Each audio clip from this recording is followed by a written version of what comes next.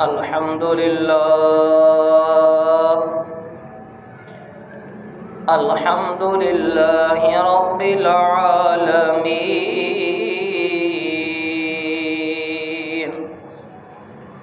والعاقبة للمتقين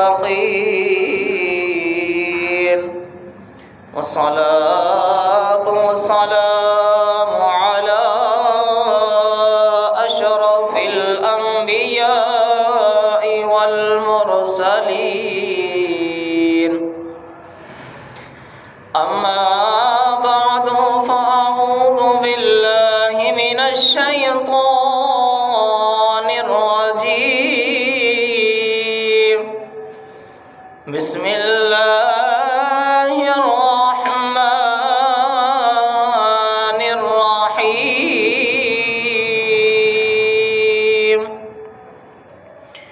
والسابقون الأولون من المهاجرين والأنصار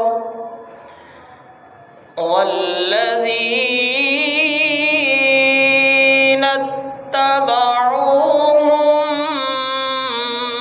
بإحسان رضي الله عنهم ورضوا عنه وأعد لهم جنات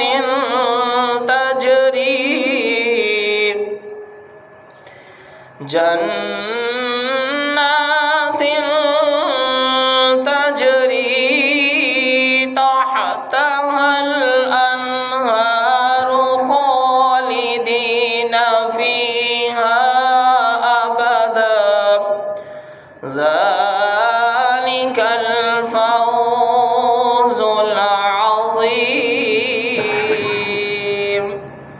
آمنت بالله صدق الله مولانا العظيم وصدق رسوله النبي الكريم الأمين ونحن على ذلك لمن الشاهدين والشاكرين والحمد لله رب العالمين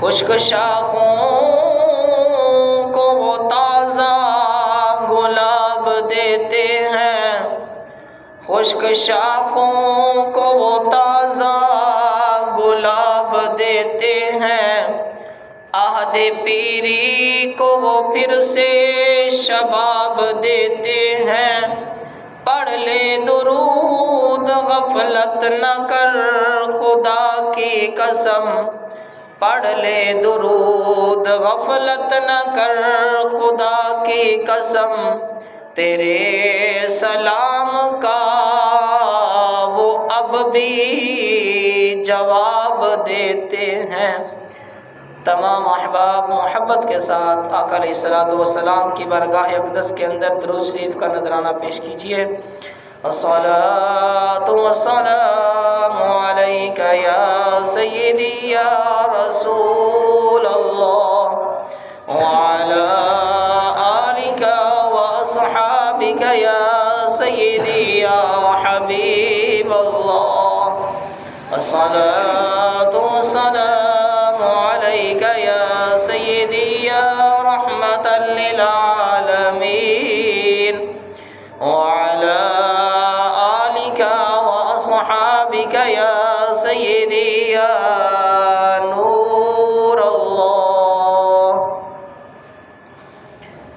محترم سامعین ذی احتشام ابھی آپ لوگوں کے سامنے اللہ رب العالمین کی لا ریب کتاب بے مثل و بے مثال کتاب میں سے ایک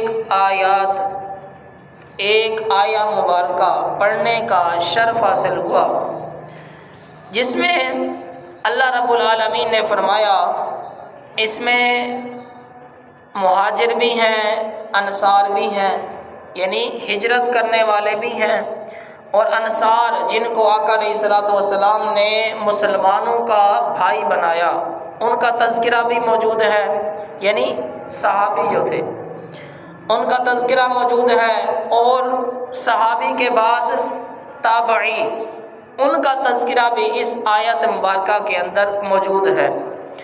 اللہ رب العالمین نے ان کے بارے میں فرمایا والسابقون الاولون، اور سب سے اگلے، سب سے پہلے۔ اب اس سب سے پہلے سے مراد وہ صحابی ہیں کہ جنہوں نے آقا علیہ الصلوۃ والسلام کی ذات پر سب سے پہلے ایمان لے کے آئے۔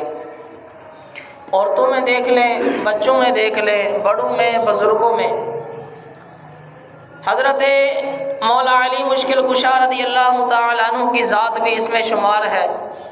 حضرت سیدنا صدیق اکبر رضی اللہ تعالیٰ عنہ آپ کی ذات بھی اس میں شمار ہے۔ حضرت اماں خدیجۃ الکبریٰ رضی اللہ تعالیٰ عنہا آپ بھی اس کے اندر شامل ہیں۔ اب حضرت سیدنا صدیق اکبر رضی اللہ تعالی عنہ آپ کی ذات اس میں اس لیے شمار ہے کہ بزرگوں میں سب سے پہلے جو ایمان لانے والے تھے وہ حضرت سیدنا صدیق اکبر کی ذات، یعنی بڑوں میں، جو بڑوں میں ایمان لانے والے تھے وہ کون تھے؟ حضرت سیدنا صدیق اکبر رضی اللہ تعالیٰ عنہ آپ کی ذات تھی۔ اور بچوں میں جو سب سے پہلے ایمان لانے والی شخصیت ہے وہ حضرت مولا علی مشکل کشا رضی اللہ تعالیٰ عنہ آپ کی ذات ہے۔ اور عورتوں میں جو سب سے پہلے ایمان لانے والی شخصیت ہے وہ حضرت اماں خدیجۃ الکبریٰ رضی اللہ تعالی عنہا آپ کی ذات ہے۔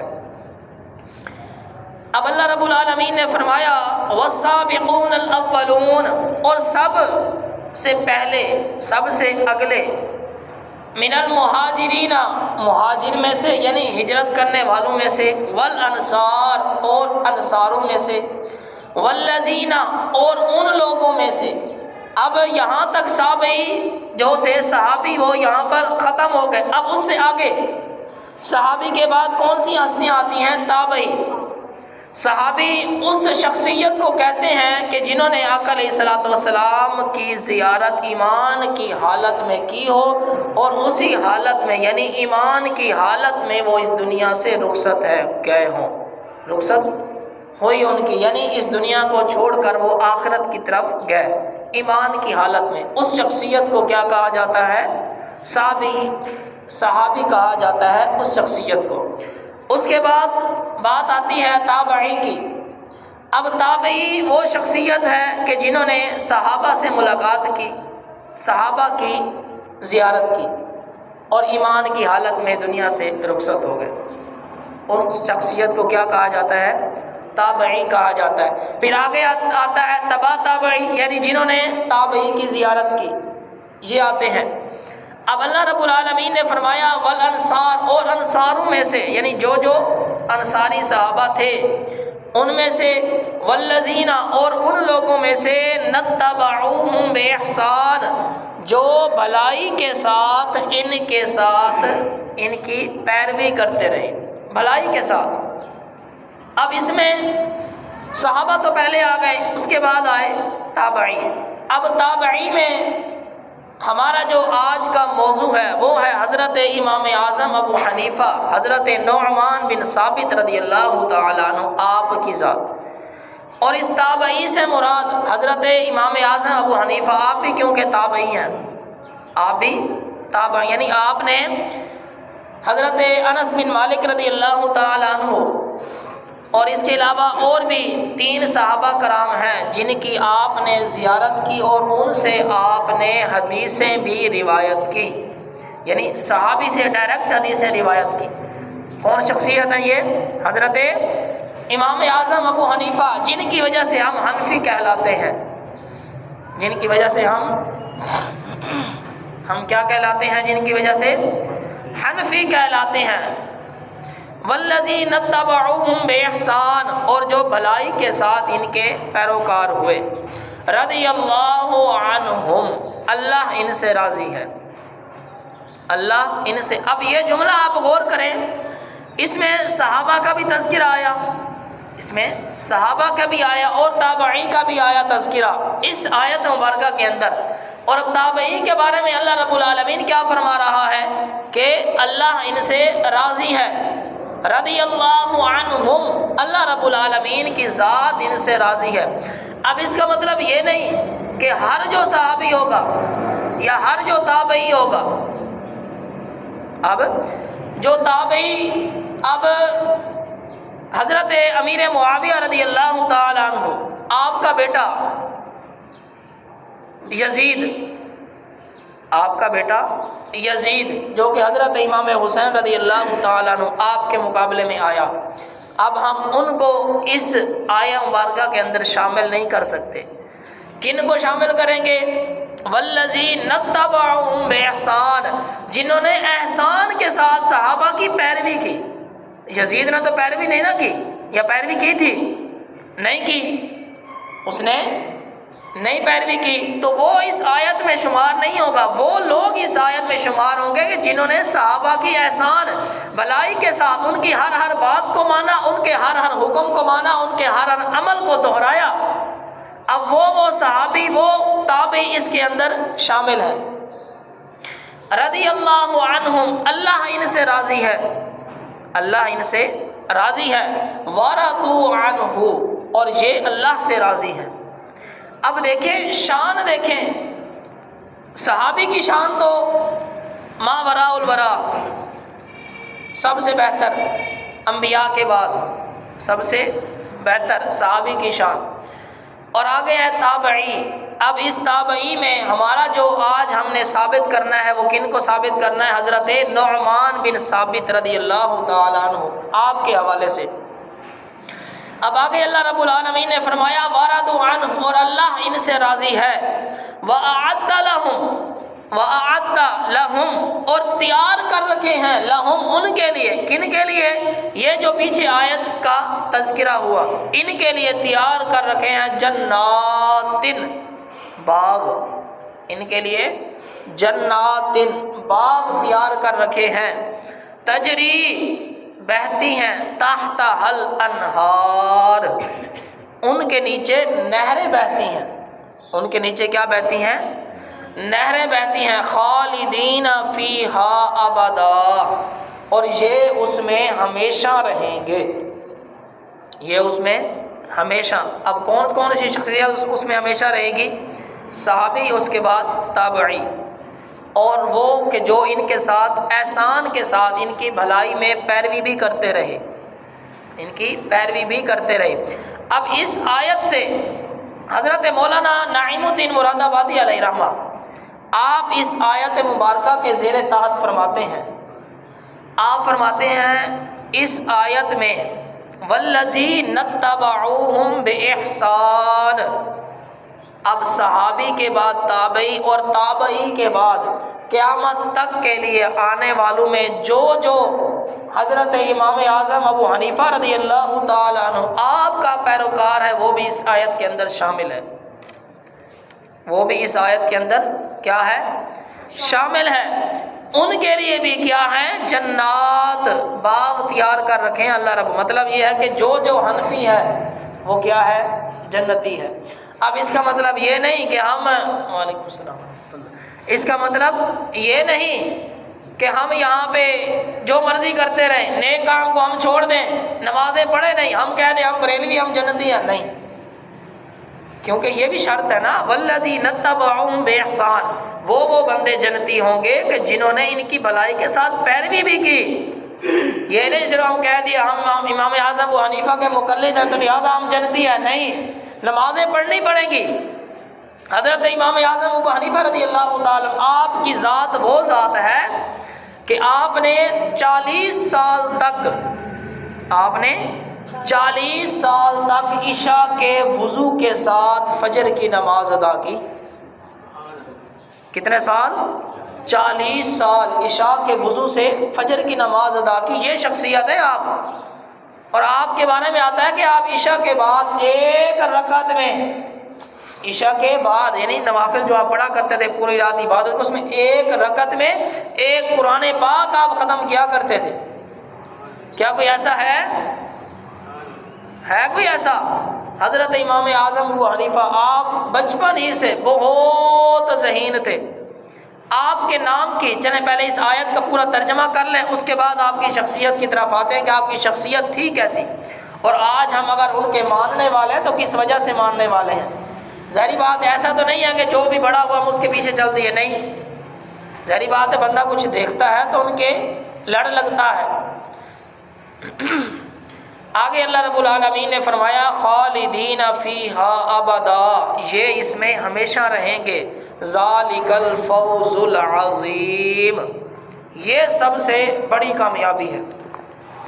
کیا ہے سب سے بڑی کامیابی؟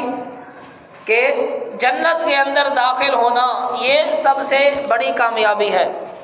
حضرت امام اعظم ابو حنیفہ رضی اللہ تعالیٰ عنہ، آپ کا نام تھا نعمان بن ثابت رضی اللہ تعالیٰ عنہما، حضرت نعمان بن ثابت۔ یہ آگے بتائیں گے کہ نعمان نام کی یہ 3 حکمتیں بھی ہیں، وہ بھی انشاءاللہ آج کے اس درس میں تذکرہ کریں گے۔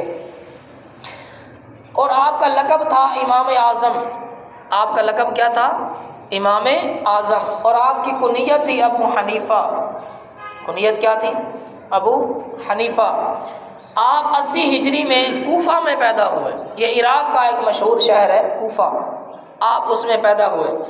اور آپ نے جن صحابہ سے ملاقات کی ان میں حضرت انس بن مالک رضی اللہ تعالی عنہما اور حضرت جابر بن عبداللہ رضی اللہ تعالی عنہما اور حضرت معقل بن یسار رضی اللہ تعالی عنہما آپ کی زیارت کی اور آپ سے حدیثیں بھی روایت کی ہیں۔ آپ نے آپ سے حدیثیں بھی روایت کی ان تینوں صحابہ کرام سے۔ آپ استاذ جو آپ کے تھے حدیث میں جو آپ کے استاد سے وہ کون تھے؟ حضرت امام باقر۔ حضرت امام باقر کون ہے؟ حضرت مولا علی کے پڑپوتے امام باقر، حضرت مولا علی کے بیٹے حضرت امام حسین، حضرت امام حسین کے بیٹے حضرت امام زین العابدین، حضرت امام زین العابدین کے بیٹے تھے امام باقر، حضرت امام زین العابدین کے بیٹے تھے امام باقر۔ اور یہ کون تھے؟ حضرت امام اعظم ابو حنیفہ کے استاد۔ اور اس کے علاوہ حضرت امام باقر کے بیٹے حضرت امام جعفر صادق رضی اللہ تعالی عنہ، آپ بھی حضرت امام اعظم ابو حنیفہ کے کیا تھے؟ استاذ تھے۔ آپ نے 55 حج کیے۔ کتنے حج کیے؟ 55۔ اس وقت یہ سواریاں نہیں ہوا کرتی تھیں، یہ آج کل تو جہاز آ گئے نا، بندہ بیٹھے یہاں پاکستان سے بیٹھے 3 گھنٹے، بندہ 2 گھنٹے میں جدہ پہنچ گیا، سعودیہ پہنچ گیا، اور 3 گھنٹے میں ٹوٹل 2.5-3 گھنٹے 4 گھنٹے بندہ ٹوٹل حج کرنے پہنچ جاتا ہے۔ اس وقت پیدل حج ہوا کرتے تھے، یا اس وقت گھوڑوں کے اوپر حج ہوا کرتے تھے، اونٹوں کے اوپر حج ہوا کرتے تھے، اور آپ نے 55 حج کیے۔ اب حساب لگائیں کہ 55 حج ہو کس طرح گئے۔ ایک حج میں آپ عراق کے شہر کوفہ میں، اب کوفہ سے مدینے کا سفر کتنا بنتا ہے؟ 1000 کلومیٹر ہے۔ کوفہ سے مدینے کا سفر 1000 کلومیٹر ہے، اس کے باوجود آپ نے 55 حج کیے۔ جب آخری بار آپ حج کے لیے تشریف لے کے گئے اور حج کے جو وہاں پہ کعبہ شریف کے جو متولی تھے انہوں نے کعبہ شریف کا دروازہ کھول دیا آپ کے استقبال کے لیے۔ ظاہری بات ہے وہ جانتے تھے امام اعظم ابو حنیفہ یہ کوئی عام شخصیت نہیں ہے، یہ کوئی عام شخصیت نہیں ہے بلکہ علمی اور روحانی شخصیت ہے۔ انہوں نے آپ کے لیے خانہ کعبہ کا دروازہ کھول دیا، آپ اندر گئے، آپ نے جا کے 2 نوافل پڑھے، اور نوافل پڑھنے کے بعد آپ نے پورا قرآن 2 رکعتوں میں پڑھ ڈالا۔ وہاں پہ 2 رکعتوں میں پورا قرآن، مطلب یہ ہے کہ پہلی رکعت میں بندہ اگر کم سے کم بھی پڑھے تو 15 سپارے تو پڑھنے پڑیں گے، پھر جا کے پورا قرآن ختم ہوگا نا، کیونکہ پہلی رکعت ہمیشہ بڑی ہوتی ہے، دوسری رکعت ہمیشہ اس سے تھوڑا سا کم ہوتی ہے یا اس جتنی ہی ہوتی ہے۔ یہ نماز کے اصولوں میں سے بھی ہے کہ پہلی رکعت ہمیشہ بڑی ہوتی ہے، دوسری رکعت ہمیشہ چھوٹی ہوتی ہے یا اس جیسی ہی ہوتی ہے۔ تو آپ نے 2 رکعتیں پڑھی، 2 رکعتوں کے اندر آپ نے پورا قرآن ختم کر دیا۔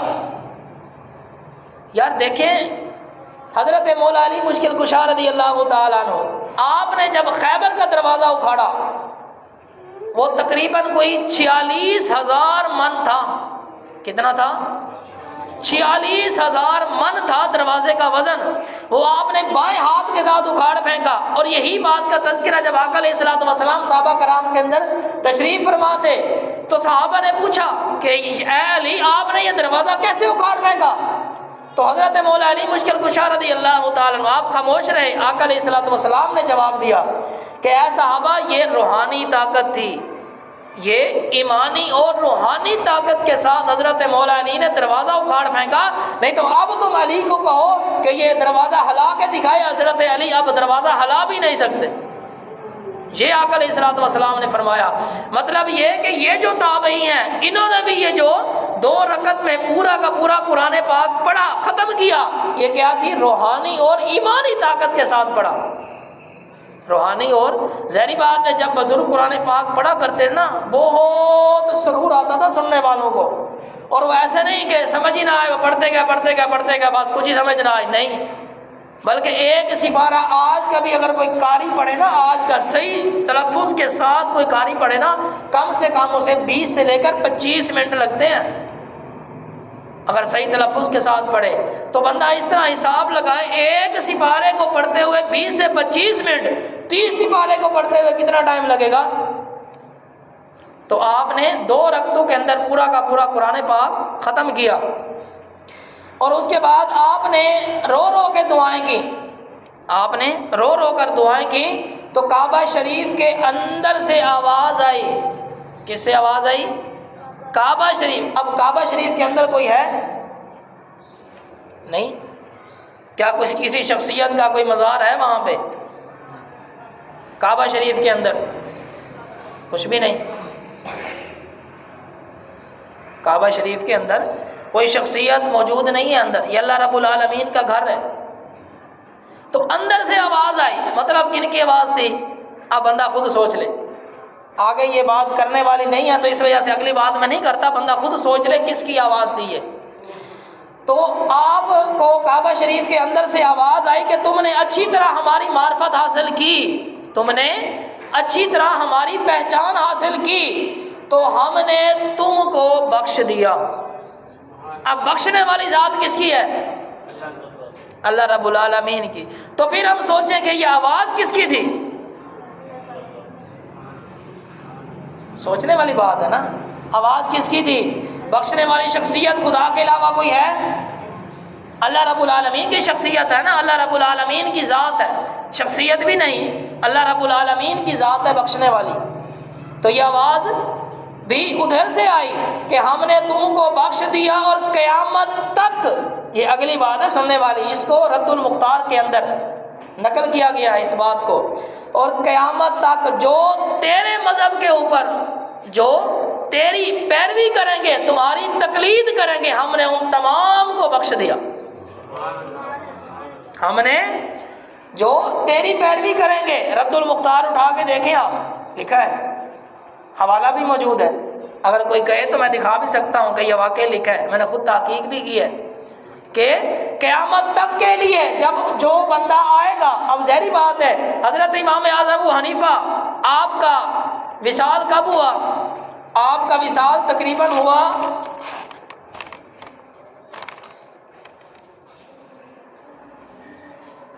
150 ہجری میں۔ کب ہوا آپ کا وصال؟ 150 ہجری۔ اب حضور کا وصال کب ہوا تھا؟ 11 ہجری۔ حضور کے وصال کے بعد حضرت امام اعظم ابو حنیفہ، آپ نے کیونکہ صحابہ کی بھی زیارت کی تو آپ تابعی ہیں، تو آپ کا جو پیدائش ہے وہ ہے 80 ہجری۔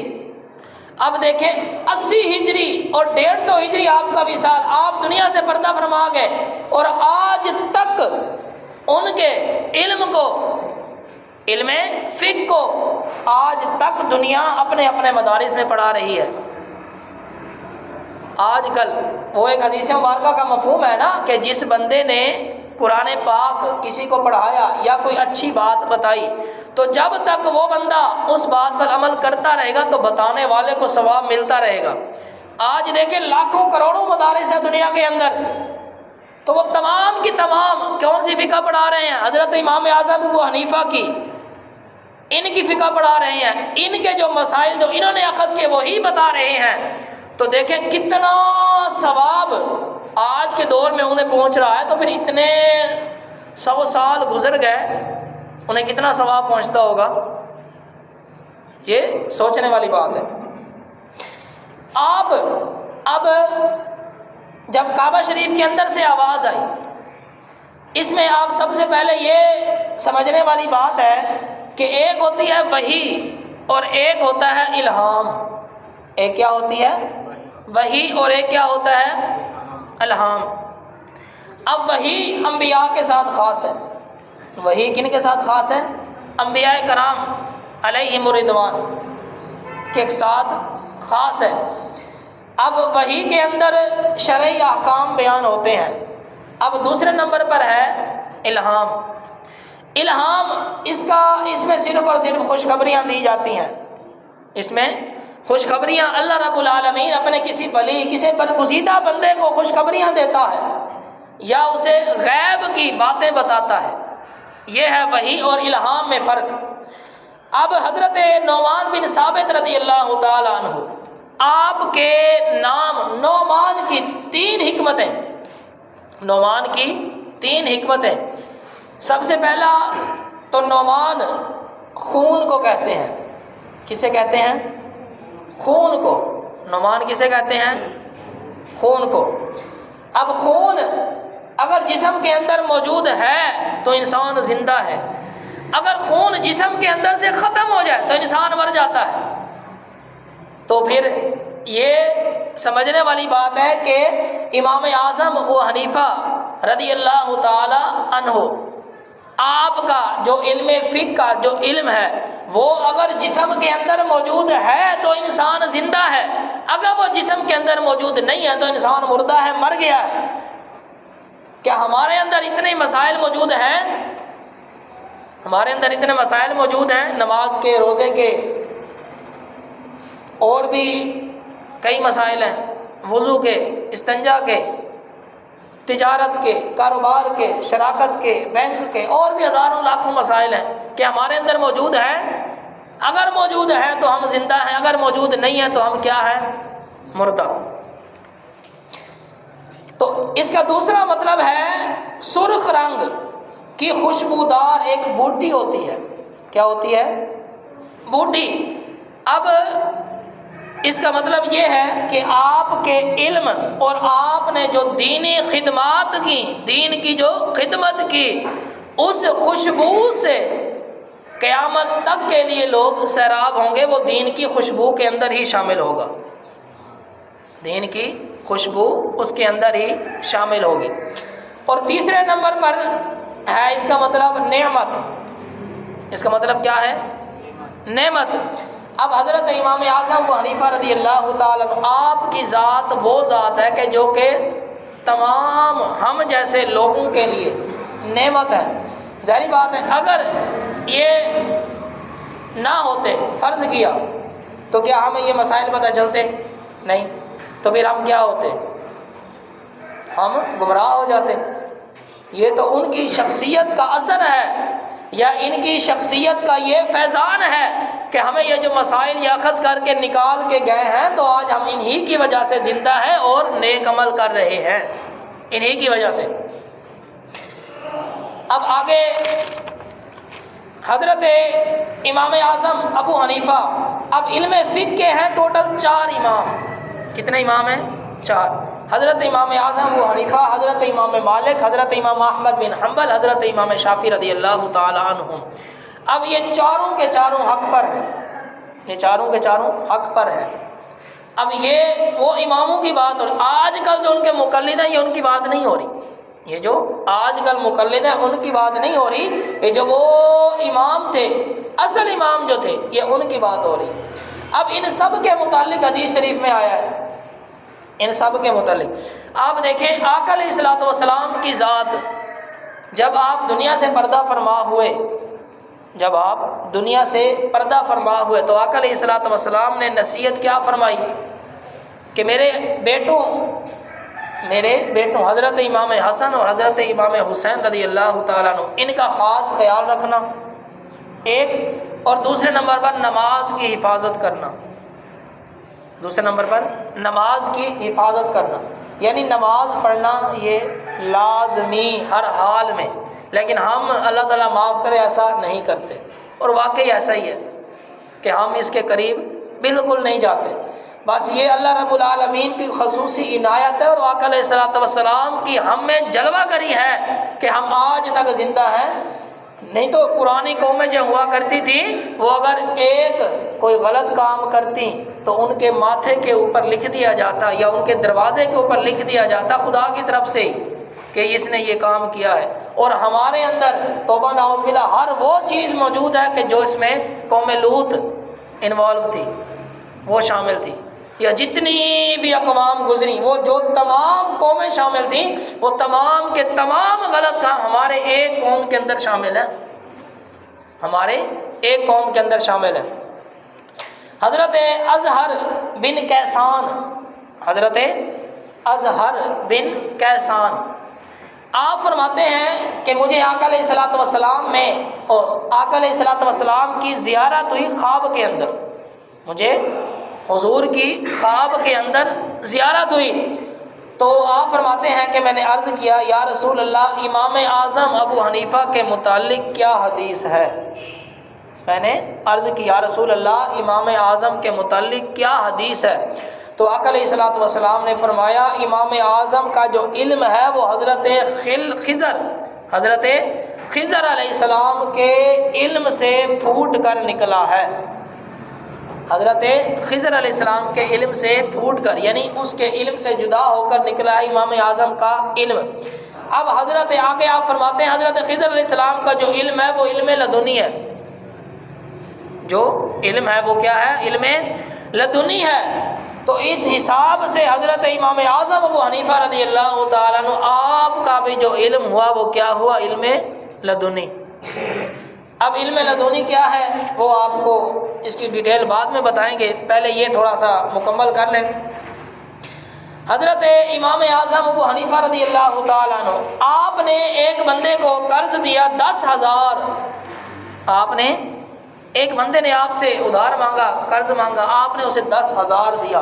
اس وقت کا 80 ہجری کی بات ہے، یہ کب کی بات ہے؟ 80 کے بعد، کیوں 80 میں آپ کی پیدائش ہے، پیدائش کے بعد کی بات ہے، تو 80 ہجری کے لگ بھگ آگے، یا ہوگی 100 ہجری ہوگی، 102 ہوگی۔ مطلب یہ کہ پیسوں کی بہت ویلیو ہوا کرتی اس وقت میں۔ اس وقت کا 10,000 آج کا کم سے کم 10 کروڑ بنے گا، کم سے کم۔ تو آپ نے ایک بندے کو قرض دیا، اس نے مانگا، آپ نے دے دیا، تو قرض کی مدت جو اس بندے نے کہی تھی کہ میں اتنی مدت میں لوٹا دوں گا، وہ نہیں لوٹا پایا۔ تو آگے ایک دن آپ ایسے راستے میں جا رہے ہیں تو وہ بندہ سامنے سے آ رہا ہے جس نے قرض دینا تھا۔ یہ بڑی سوچنے والی بات ہے، اور اپنے آپ کے اوپر اس بات کو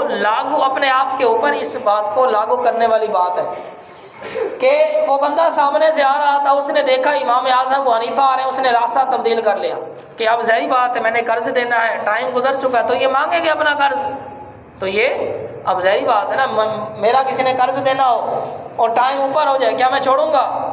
نہیں، کوئی بھی نہیں چھوڑے گا۔ دیکھ لیں آپ 10,000 اس وقت کا، یہ تو اور بات ہے، آج کل کے کوئی 200 روپیہ نہیں معاف کرتا، آج کل کے کوئی 100 روپیہ نہیں معاف کرتا، 200 ہی دور کی بات ہے۔ تو اس بندے نے راستہ تبدیل کر لیا۔ حضرت امام اعظم ابو حنیفہ، آپ نے اس بندے کو دیکھا، اس بندے نے جو دوسری گلی سے راستہ لیا وہ گلی آگے بند تھی، وہ گلی کیا تھی؟ آگے بند تھی۔ تو آپ پھر اس بندے کے پیچھے پیچھے چل دیے، آپ اس بندے کے پیچھے پیچھے چل دیے۔ آگے جا کے وہ بندہ دیکھا اس نے گلی بند ہے، تو وہ شرمندہ ہو کے نظریں جھکا کھڑا ہو گیا۔ آپ اس کے سامنے گئے، آپ نے فرمایا کہ تم نے راستہ کیوں چینج کیا؟ تو انہوں نے کہا حضور میں نے آپ کا قرض دینا تھا، تو لہذا ٹائم کی مدت تو گزر چکی ہے، تو آپ نے قرض مانگنا تھا، تو اس شرمندگی سے بچنے کے لیے میں نے راستہ تبدیل کر لیا۔ آپ فرماتے ہیں کہ 10,000 کی اتنی اوقات نہیں ہے کہ میں اس کے عوض کسی مسلمان کے دل کو دکھاؤں، 10,000 کے عوض میں کسی مسلمان کے دل کو دکھاؤں یہ اس کے عوض نہیں ہے جاؤ میں نے تمہیں 10 کا 10,000 معاف کیا۔ یہ شخصیت ہی حضرت امام اعظم ابو حنیفہ، آپ کو لوگوں نے کئی مرتبہ قرضہ لیا تو آپ نے واپس نہیں کیا، جاؤ معاف کیا۔ کیا کوئی آج ایسے کرتا ہے؟ تو ہم ایسے نہیں اس شخصیت کی پیروی کرتے۔ یہ اصل میں والذین اتبعوہم بإحسان کے مالک ہیں اصل حقیقت میں، کیونکہ انہوں نے صحیح رنگ میں صحابہ کرام کی پیروی کی، اور صحابہ نے حضور کی پیروی کی، اور صحابہ نے حضور کی پیروی کی، اور انہوں نے صحابہ کی اصل حقیقت میں جو عمل میں بھی اور علم میں بھی انہوں نے پیروی کی صحابہ کرام کی۔ یہ وہ شخصیت ہے۔ آپ کے بارے میں امام ابن حجر حیتمی شافعی ہیں، آپ شافعی المسلک ہیں، آپ لکھتے ہیں کہ آپ نے 30 سال تک، کتنے سال تک؟ 30 سال تک ایک رکعت میں قرآن پاک پڑھا۔ 30 سال تک ایک رکعت میں قرآن پاک پڑھا آپ نے، اس کا بھی حوالہ موجود ہے۔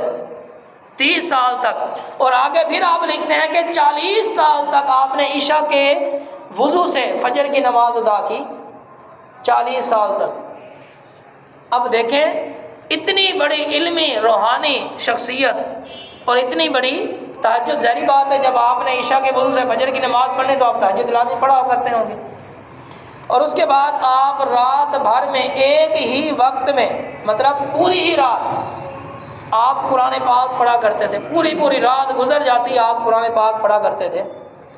اور ہم تو ماشاءاللہ مہینہ گزر جاتا ہے قرآن پاک کی شکل بھی نہیں دیکھتے، صورت بھی نہیں دیکھتے۔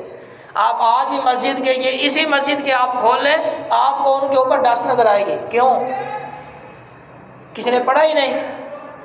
اب یہ امام کی ذمہ داری تھوڑی ہے کہ امام سارے قرآن پاک کو اٹھا کر ان کو سارے کو جا کے پڑھے۔ امام نے تو پڑھنا ہے، ایک تو پڑھ لے گا، 2 پہ یعنی موبائل پڑھ لے گا۔ اب یہ امام کی ذمہ داری تھوڑی ہے کہ وہ سارے قرآن پاک سے پڑھے۔ یہ کس کی ذمہ داری ہے؟ ہم سب کی ذمہ داری ہے یہ، لیکن افسوس کہ ہم اس کے اوپر عمل نہیں کرتے۔ اگر ہم عمل نہیں نہ کرتے تو پھر ہم ان کے مقلد نہیں ہیں۔ وہ جو جنتی ہونے والی خوشخبری تھی نا وہ ان لوگوں کی تھی والذین اتبعوہم بإحسان، کہ جو آپ کی پیروی کریں گے عمل میں بھی اور علم میں بھی آپ کی پیروی کریں گے، وہ لوگ جنتی ہیں۔ ہم اپنے آپ کے اندر خوش نہ ہو کہ ہم جنتی ہیں، نہیں، اگر ہم ان کی پیروی کریں گے تو تب ہم اپنے آپ کو اس بات کی ہم امید رکھ سکتے ہیں کہ اللہ رب العالمین کی ذات ہمیں بخش دے اگر ہم ان کی پیروی کریں گے۔ اس کے علاوہ معاف کرنے کے حوالے سے کہ سب سے بڑی جو نیکی ہے، سب سے بڑی جو نیکی ہے وہ یہ ہے کہ کوئی بندہ اس نے کسی کو قرض دیا، وہ تنگ دست ہے، مطلب وہ اس کا قرض واپس نہیں لوٹا سکتا، پہلے تو اسے مہلت دے۔ پہلے کیا کریں؟ جو ہمیں شریعت کے روح سے ملتا ہے، قرآنوں میں حدیثوں میں جب ملتا ہے وہ کیا ملتا ہے؟ پہلے اسے مہلت دے۔ اگر آپ میں بھی کوئی اگر ہے جس نے کسی کو قرض دیا ہے اور وہ کمزور ہے، ظاہری بات ہے قرض کمزور لوگ ہی لیتے ہیں نا، طاقتور امیر تو نہیں نہ لے گا قرض، جو کمزور ہوگا وہی لے گا قرض۔ اگر آپ میں سے بھی کسی نے قرض کسی کو دیا ہے تو ہمیں چاہیے سب سے پہلے ہمیں اسے مہلت دینی چاہیے، ٹائم آگے اسپینڈ کرنا چاہیے۔ اگر آپ کے اندر اتنی حیثیت ہے کہ آپ کو 10 20 50 ہزار سے فرق نہیں پڑتا، اللہ نے آپ کو کروڑوں دیا ہے، تو ہمیں سب سے بہتر ہمارے لیے یہ ہے کہ ہمیں اس قرض کو معاف کر دینا چاہیے، کہ جو بندہ اس قرض کو معاف کرے گا تو آقا علیہ الصلوۃ والسلام نے فرمایا اللہ رب العالمین اس بندے کو جہنم کی گرمی سے محفوظ رکھے گا۔ اب اس میں قید نہیں لگائے کہ 50 روپے ہوں یا 100 روپے ہوں یا 50,000 ہوں، بلکہ جتنا بھی قرض ہے، چاہے 10 روپے بھی ہیں، معاف کر دیں۔ اگر آپ لوگوں نے معاف کر دیا تو اللہ رب العالمین ہم سب کو، یعنی معاف کرنے والے بندے کو، جہنم کی آگ سے محفوظ فرمائے گا۔ اللہ رب العالمین کی بارگاہ میں دعا ہے اللہ رب العالمین ہم سب کو ان کا علمی مقام و مرتبہ سمجھ کر اس پر عمل کرنے کی توفیق عطا فرمائے۔ وما توفیقی الا باللہ۔